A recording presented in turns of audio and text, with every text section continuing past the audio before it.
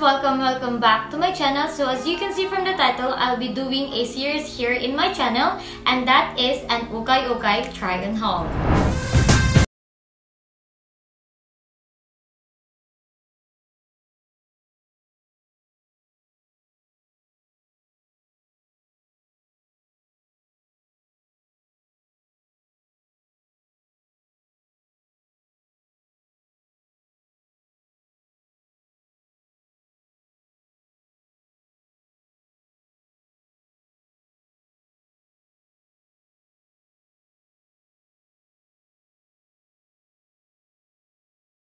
You know guys that I haven't really done an ukay-ukay haul before, so it's my first time and I'm actually really excited na i-share sa inyo yung mga nabili ko sa ukay-ukay.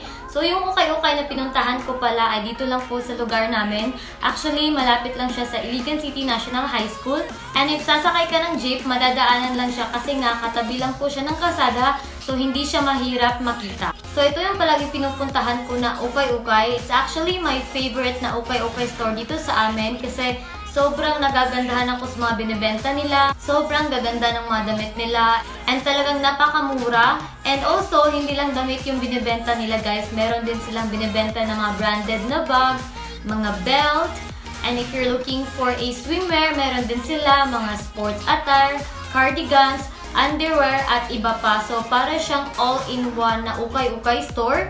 At hindi lang yan guys, sobrang approachable ng may-ari. Talagang hindi siya mahirap kausapin. Actually, palagi nga akong tumatawad sa kanya. Minsan-minsan, maganda din bumili sa ukay-ukay kasi nga wala kang kapareha, napaka-affordable lang. So, halimbawa, meron kang 500 pesos. So, sa 500 pesos mo guys, pag pupunta ka ng ukay-ukay, marami ka nang pwede bilhin sa 500 pesos mo. Pero, pag bumili kayo sa mall or sa mga online store, talagang yung 500 mo guys, minsan, isa lang yung mabibili natin. So, diba, sulit din pag bumibili tayo sa ukay-ukay. So, ako guys, pag nag-uukay-ukay ako, hindi ko sinusuot yung damit kasi alam niyo naman. So, yung ginagawa ko is ini-imagine ko yung damit kung paano ko siya suotin or ano yung mga possibility na mga style pag susuotin ko siya.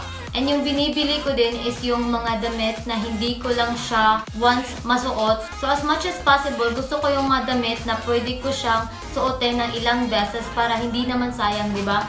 So, ito pala yung mga nabili ko sa ukay-ukay. So, kung excited na kayo makita yung mga napamili ko sa ukay-ukay, then without further ado, let's get started.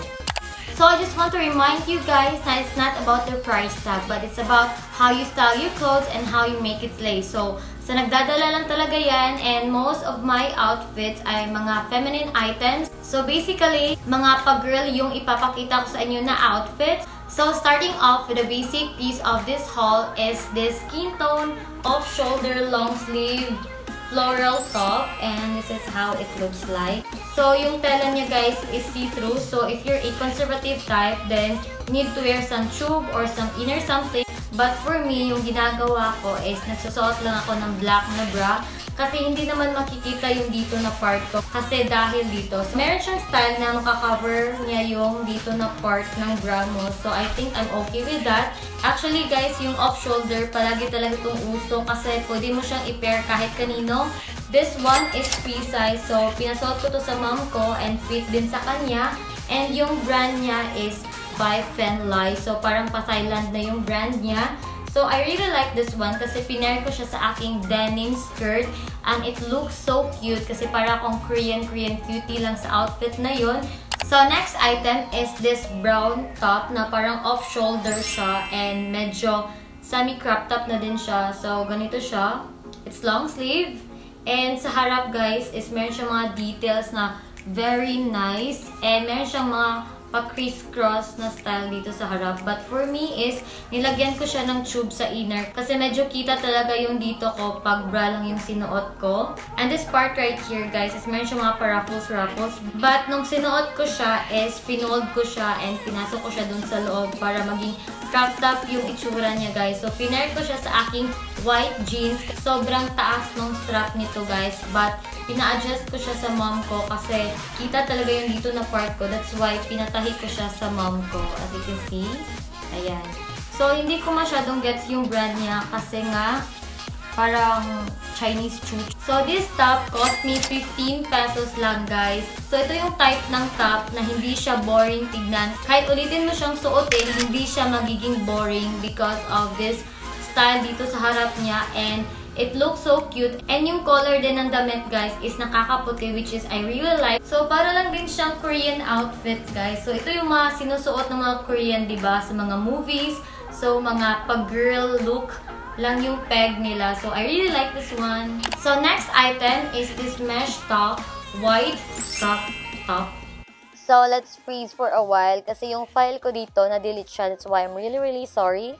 So this top cost me 10 pesos lang and pwede ka nang aaura, besh. So you can't go wrong with crop top talaga. So minatch ko siya sa aking boyfriend's jeans. Nag-ponytail ako and then a good shade. So that looks so cool and I really love my look. So, up next is this blue jumper outfit. Ayan. So, ganito yung itsura niya, guys. And meron siyang design dito sa gitna. Pero, hindi mo na siya kailangan itay kasi design lang po yan. And sa strap niya, pwede nyo siyang i-adjust sa ikalawang hole. So, dalawang butas lang po yan.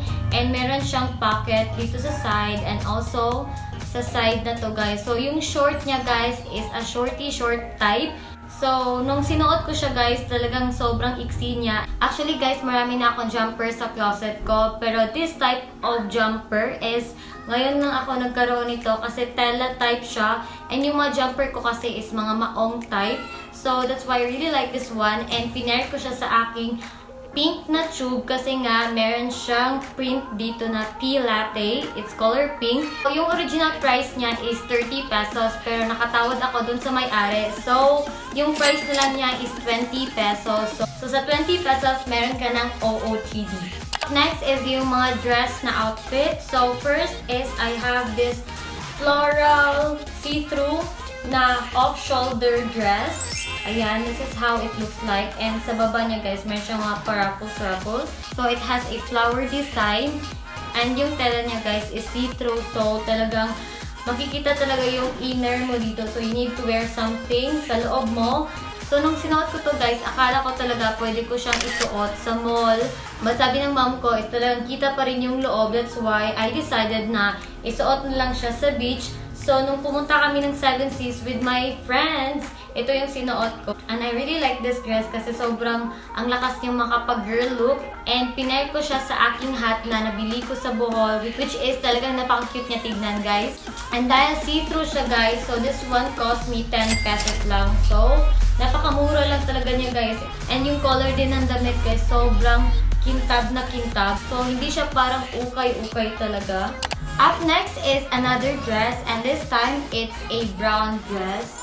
Ito yung look niya, and meron siyang mga stripe design dyan. Ayan. And dito sa may gitna is meron siyang mga ganitong design din, mga buttons, ganyan. And then sa likod niya, it's a zipper type. So, ayan. And ito yung brand niya, it's Hana. And it is made in USA. And I find it cute kasi nung sinuot ko to, guys, para lang siyang mga outfit sa Korean. So this one, I pair it with my black shoes and then nag-backpack na din ako and then nagsuot ako ng white cap so that it will look so cute. Actually, lahat ng mga binili ko ay talagang cute para sa akin. So ito talaga yung mga damit na nag-stand out sa akin. And yung price nito, guys, is 30 pesos. So yung damit na to, guys, parang hindi talaga siya nagtitipid sa tela. So sobrang thick. And as you can see, maganda pa yung quality nung damit, guys. That's why I also like this one. So my third to the last outfit is another dress pa rin. And it's a maxi dress na may pa-floral style. So, and dito na part, pwede mo siyang lagyan ng belt. Ganito yung itsura niya. It's a tube type. And actually, meron siyang strap dito. Pero sira na yung strap. That's why, pinutol ko na lang. And dito sa harap is meron siyang mga buttons. Ayan. So, hindi ko na siya pinair ng kahit ano. Because I think this one will look good kahit ito lang yung sinuot mo. And you can never go wrong talaga with dresses. Kasi sobrang dali lang talaga suotin ng mga dresses. Lalo na pag nagmamadali ka. You just have to grab one dress and you're ready to go. So, this one cost me 30 pesos, guys. And so, sa babang part ng outfit na to is meron siyang ganitong style. Ayan, pa-skirt style. While sa top is ganito yung itsura niya. Ayan. And yung brand niya is Chesley. Ayan, hindi niyo siya masyadong mabasa kasi nga I'm using the front camera. So again, this is my another favorite outfit. So next item is ito yung pinaka-favorite na nabili ko sa Ukay-Ukay and ganito yung look niya. Ayan, so it's a dress. And kung nakikita nyo, it looks so simple sa harap guys. But sa likod, ganito siya ka-sexy. Yes, mahilig ako sa mga ganitong damit. And yung style niya dito is meron siyang pa-crisscross and it's a U type. So pag nagsuot ka ng ganitong damit, talagang expected na kita halos ng skin mo. And yung strap niya is adjustable. So you can adjust it. And its brand is Altar State. Extra small. And ganito yung itsura niya. So, sa baba na part is meron siyang ganitong design. Hindi ko alam. So, ayan. It looks so cute. And yung nagustuhan ko pa dito is maganda pa yung quality ng damit niya. And yung tela niya din maganda. Yung color ng damit is nice pa rin. So, this one looks so sexy. So, this one cost me 15 pesos lang. So, isa din yan sa reason bakit nagustuhan ko talaga tong damit na to. Kasi, sexy na, maganda pa, mura pa. So, I really like it. So, for my last item, guys, actually, hindi ko siya planong bilhin nung time na yon kasi ang dami ko ng mga bikini sa aking closet. But this type of bikini is wala pa ako sa closet ko and talagang it's very unusual for me na magsuot ng ganitong bikini or set of bikini and ito siya. So, nung unang kita ko sa kanya is para siyang American flag type of bikini pero hindi pala. But yung design niya is yung mga pastor. Akala ko ganito yung flag ng America pero hindi pala. So, ganito yung itsura ng top niya. Ayan. It's color red. And meron siya mga star na design. So, this one looks so stunning kasi sobrang ganda pa ng quality. And this one is size extra small. Good thing kasi ka-size ko lang siya because I'm a petite type. So, ganito yung itsura ng bottom part na high waist na bikini. And another thing is nagustuhan ko siya kasi nga hindi makikita yung front part ng bikini. So, meron siyang skirt na style. I don't know anong tawag nila dito or parang, ewan ko, design na lang siguro. So, ganyan yung design niya. And it's blue and star pa rin yung design. So, this bikini is made from Thailand.